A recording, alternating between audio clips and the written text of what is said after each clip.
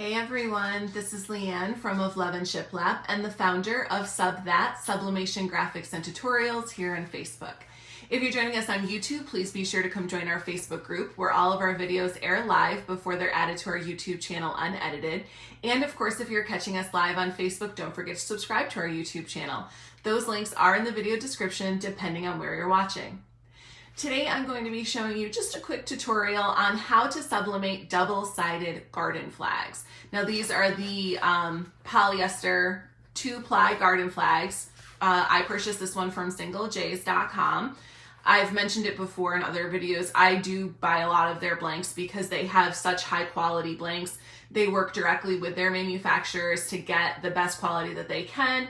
And I always admire that extra initiative to really try and bring not only the best quality products that they can, but also offer fair pricing, free shipping at a certain threshold, free domestic shipping. And they have tons of original products too. So I feel like all of those things really are a lot for a small business to handle. And I'm always happy to support them because I've never been disappointed with the quality or service or the pricing. So these garden flags are 12 by 18. They are pretty nice quality. As you can see, they're not like super see-through. So, which of course the light is on the other side, so it might make a difference held up to the light. But these are called the 2-ply ones. I believe they're $4.50. I think that's about right. So when I used to sell double-sided garden flags wholesale to boutiques, I used to sell them for $12 as the wholesale rate. And then if I was selling them, just on my website, I sold them for $20. And I pretty much always stuck with options that could be personalized because personalization is such an easy way to just drive up the profits and drive up the value of your product. People can go and buy a garden flag at the dollar store. So you want to make sure that whatever you're having is not only original artwork that they can't go find at Dollar Tree, Walmart, and everything else, but also is something that can be personalized. And if you guys have seen the ones that are from the Dollar Tree, they're really not that great quality. So these are definitely a better option. I always found that garden flags were an easy product to sell. It's all about how you market them. Most people are into decorating their homes, especially on the outside. It's become more and more common for people to want to put cute garden flags out as part of their outdoor home decor. And why not capitalize on that? We are in the decor era. This last 7-8 years, it has really taken off and become sort of like the thing to do. We transitioned from this period where a lot of people didn't necessarily decorate a ton, and now we have all these HGTV shows that are fueling, oh, your house should look so cute on the outside and on the inside. So now more people want to do that, and those people are your customers. So home decor is a very lucrative market. I know I say that every time we do a home decor item, but it's the truth. It's one of the easiest markets to get into. It's the easiest markets to thrive in, and it's one of those markets that's just not going anywhere. And best of all, if you make connections with local boutiques, you have an opportunity to expand your reach and help support your local economy and get support from local customers. So I live in Fayetteville, North Carolina, as many of you know, and here we have tons of cute little boutique shops. And I know a lot of handmade makers who have their stuff in them because the boutiques have all kinds of little booths and spaces, and they want to support local makers as well. And then of course we have tons of vendor events all year round that they can take part in. And one of the things that I used to do was work with a couple of the local garden centers or nurseries. They carry garden flags anyways. So it was pretty easy to bridge the gap and say, hey, well, what about something that is made here locally? And we could run a promotion where we do personalized ones. You guys could take orders and then I can fulfill them and bring them in. And basically we split the profits, whatever they charge versus whatever my rate would have been. And that's another great way to do. So we're coming off of our October theme on our blog about the importance of building relationships, and opportunities like that are exactly why it's important to build a relationship. You really can't just walk into a business and say, oh, I've got this stuff, can I sell it? It just doesn't work that way anymore. But when you actively shop and are engaged in your community at different events, even if you're just in and out of shops and not necessarily buying anything, you'll be amazed at how building relationships with the store owners there can translate into more opportunities, opportunities for wholesale, opportunities for events, and you never know who they're going to refer you to as well.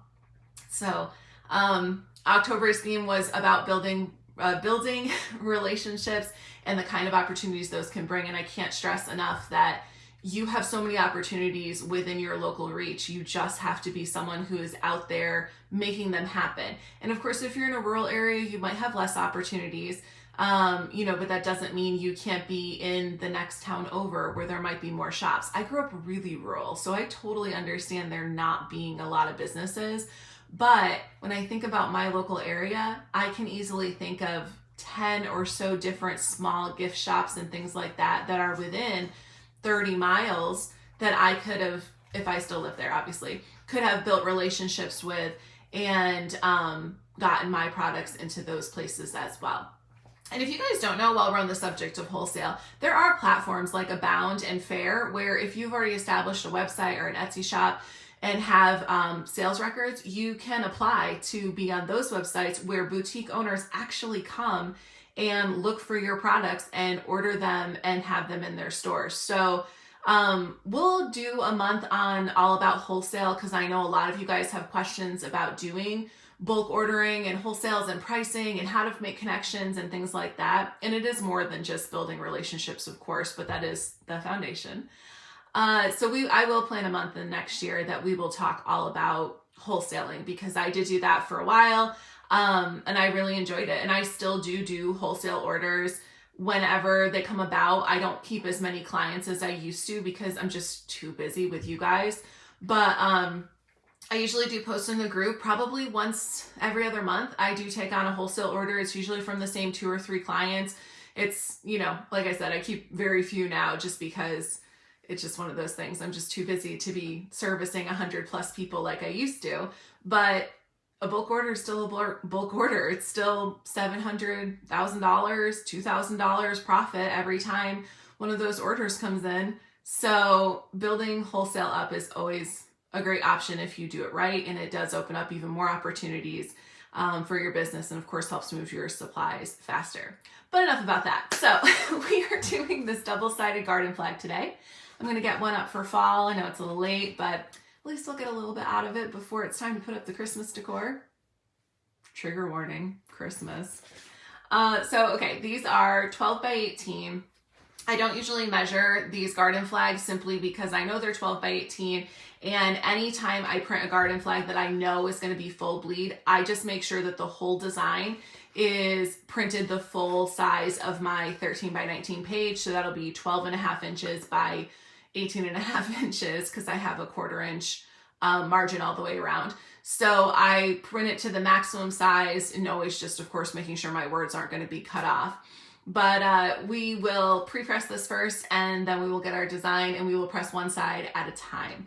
So let's go ahead and walk you guys through just importing and setting it up to print in Affinity Designer. That's very quick to do, but we are going to go over it just so we do. All right, we're going to set up our design in Affinity Designer. Keep in mind that if you want to cover an intro to the Affinity Designer interface, you can do that through the video link that I have provided below, that is on our YouTube channel. And if you want to learn everything there is to know about Affinity Designer and graphic design in Affinity Designer, then check out the Affinity Designer Digital Graphic Design Masterclass for Sublimation. It is a 100-hour immersive video learning course that is on your own time at your own pace. It's a lot of fun, and there's opportunities to win prizes along the way. And if you use our group code SUBTHAT, you can save $30. This will be very quick. We will just click on File, and new. You can set up your document size over here, or you can choose a preset if you've created them, which I have. I have one that I automatically use for garden flags. It says template because when I design garden flags, I use this as my base size as well, but it's also the 13 by 19 page. And then I have my margins from my Workforce 7710 already plugged in. So we can see my blue lines there are my margins, which makes it easy for me to size my design. I will select the place image tool, which looks like this picture icon, or go to file and then place. You can do it either way. And let's show all of my files here. I'm just going to pull in this variation of an exclusive file I had on my website last year. I just made it a little different for myself since the other file was actually designed so it could be personalized, and I generally don't really personalize anything in my home. So all I did was just take off the banner I'd put there and put the text up top. So we just resize this. If you need to resize something to exact measurements, you'll come down here to your transform panel and you can enter in the dimensions right here, making sure that your document is in inches. But if for some reason it's not in inches, you can always go to File and Document Setup, and you can choose your dimensions from the drop-down menu. Now, as I mentioned before, I pretty much make this as big as my printer will, as big as the 13 by 19 page, as big as my printer will print, because the flag itself is a little over 12 inches by 18 inches. So we just want to have as much coverage as possible so that we don't risk coming up with a white edge anywhere. And also I have found that when you do pre-press these and get them completely flat, your edges might not be perfectly straight when the stitching is flat. So you always want to give yourself plenty of room on the edge of your design when you are printing. So my rule of thumb is that for 12 by 18 garden flags, I print it to the maximum size that my printer will allow. And that's it. So I'm just going to go ahead and hit File and then Print. We'll choose our Workforce 7710 from our drop-down menu. Always make sure that after you select your printer that you select that Properties button and choose the correct page size and print settings based on your ink and printer and paper that you are using.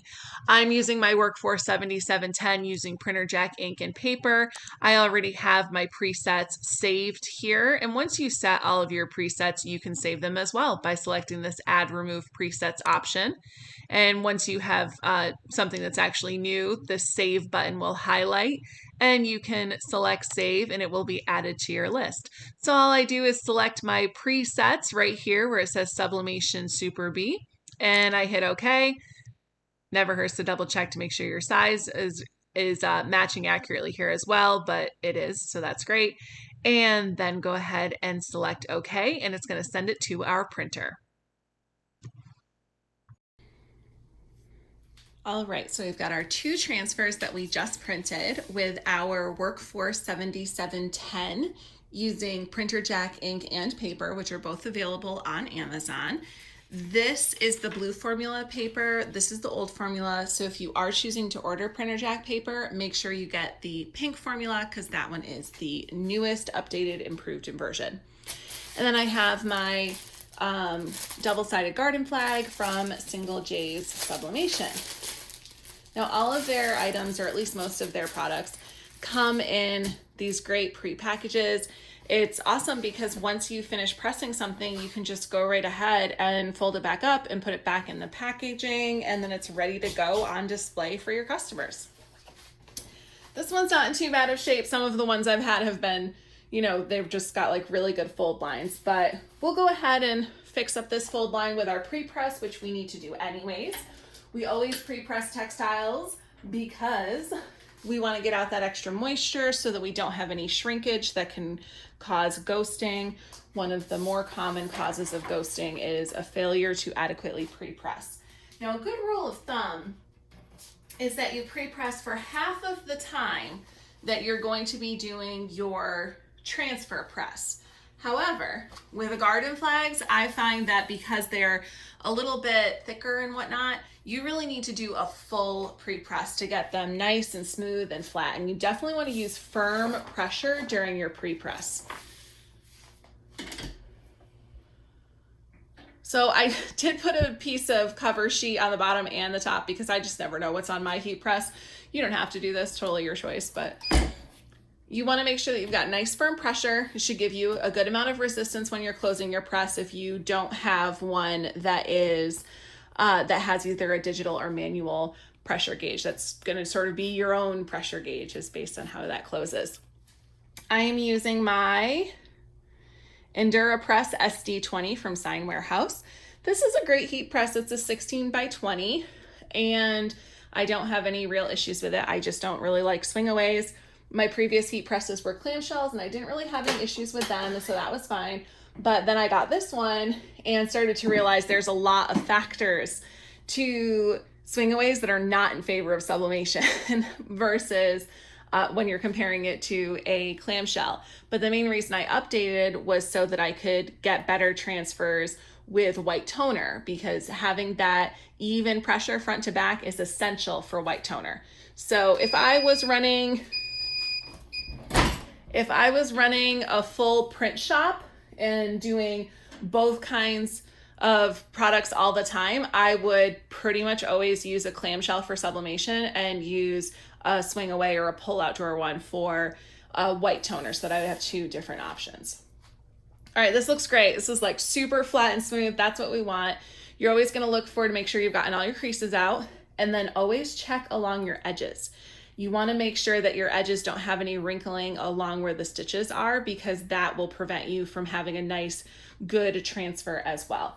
So I always use really good heavy pressure when I do that pre-press, because we want this sucker flat. You want this so flat that you're not going to have any issues getting a good transfer. So I'm just going to pull that off, put it over here. And before I line up my transfer, I'll just get this ready. Because our transfer extends past the edges of our garden flag, I want to make sure that I have some blowout paper on the bottom.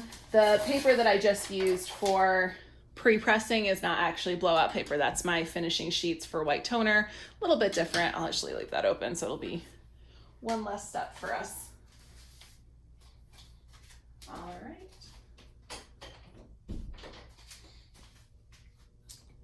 And let's just come over here again. Try and get you guys right over top. There we go.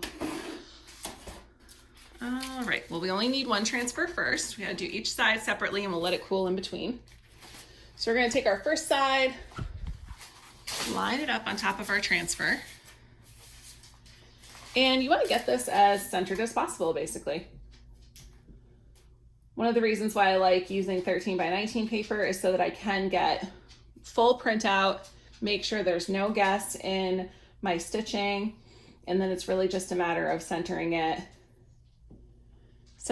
how I want it to be. So I'm mainly focusing on making sure that the welcome is centered, because, you know, like this pumpkin has more floral accents on this side than the other side, so I can't really use that as a reference. And even if we were going by the sunflowers, this sunflower extends more on this side than this one does. So by focusing on that welcome sign or welcome word, that is going to be my main focal point. Okay. Once you have this centered and lined up the way you want it, you want to put something that's weighted in the middle so you can support it while you add on your adhesive spray. I'm using Loctite Repositional Spray Adhesive. This is available at Walmart. It's nothing special. Any kind of repositional spray will work. I am going to be giving a distance, so way back here, spray, a light spray onto the garden flag itself, not onto the transfer. And you want to do it at a distance so that if you get any droplets or anything, that they're not going to get on your transfer and cause the ink to run. So, and then you just fold it down, give it a nice good rub, make sure it's nice and flat. And then basically like spin it using that anchor point as, well, as an anchor. And do the other side. And like I said, just a couple of really good sprays. Okay. And we're ready to pop back over to our heat press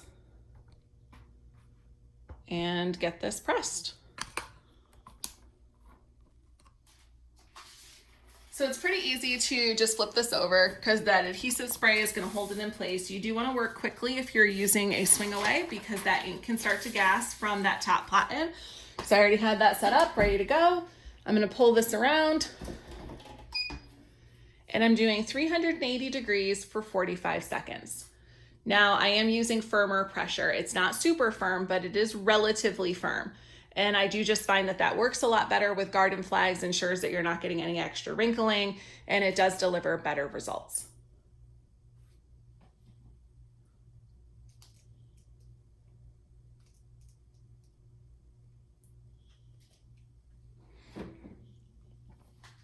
So my EnduraPress SD20, you can purchase one as well through Sign Warehouse. I don't have any discount code for you guys, but you know, it's still a good heat press. So if you're looking to upgrade to something that's sort of in the middle of the road price-wise and quality-wise that, you know, isn't a cheaper heat press that maybe you won't last, this does come with a 1-year warranty, so that's great. I went through the warranty replacement process actually last year at Christmas time, and it was pretty seamless. It just took a little longer with all the delays of COVID. Okay, so we're gonna hold our finger here. We're gonna grab both of those, and then we wanna grab our flag and move it over. You do wanna be careful, it's hot. You do wanna be careful whenever you are doing anything where it bleeds over and you're gonna be printing on the other side, because this is still hot. So this has got that full heat that just came off of the top of your press, and this can cause this ink here to still be gassing, and you don't want to get some weird shadows. All right.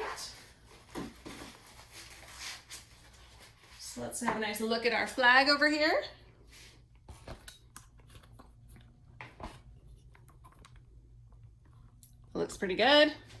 We got nice full coverage in there. I love the colors. Let's go ahead and do our back. I'm gonna get this paper out of the way first. Put a new cover sheet up on my heat press real quick so that we are ready to just pop it on. And we're giving our garden flag a moment to cool. Anytime you do something double-sided, you want to be sure that it does cool a little bit so that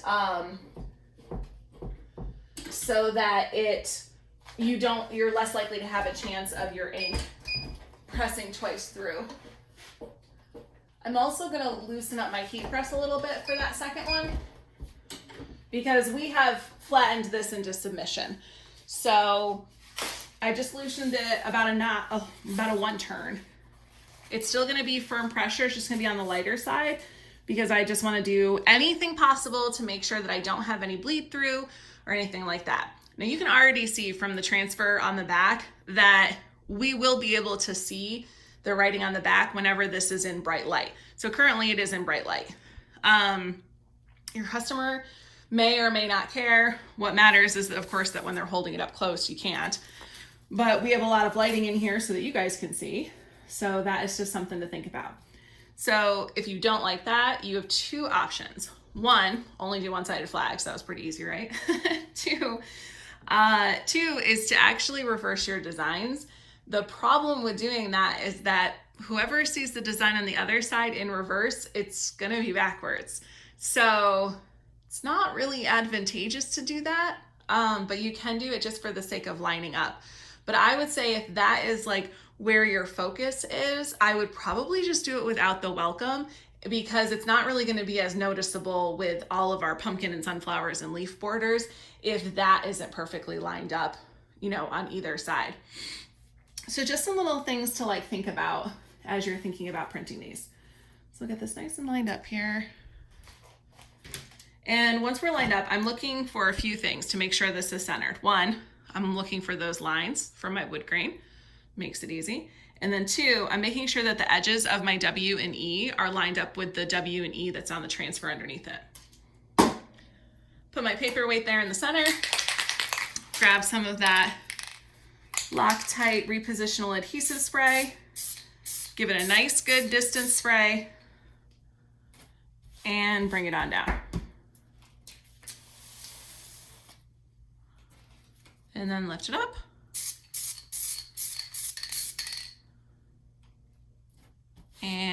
lift it down. All right, we are all secured, ready to go.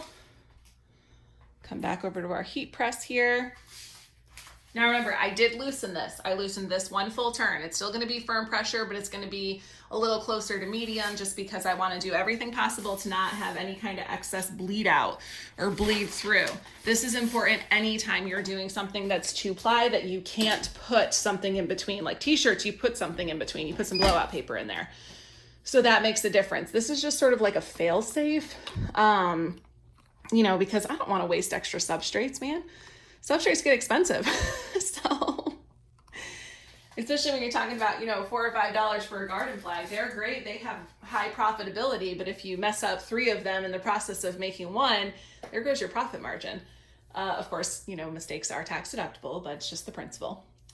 So we are doing 380 degrees for 45 seconds, and I am using firm pressure, but we did decrease it a little bit. So we used the high firm to do the first press and to do that pre-press because we wanted to make sure it was super flat, all the moisture was out, no wrinkling, no risk of anything causing uneven pressure. And now we've loosened it just a little bit for a better second press with less potential for problems.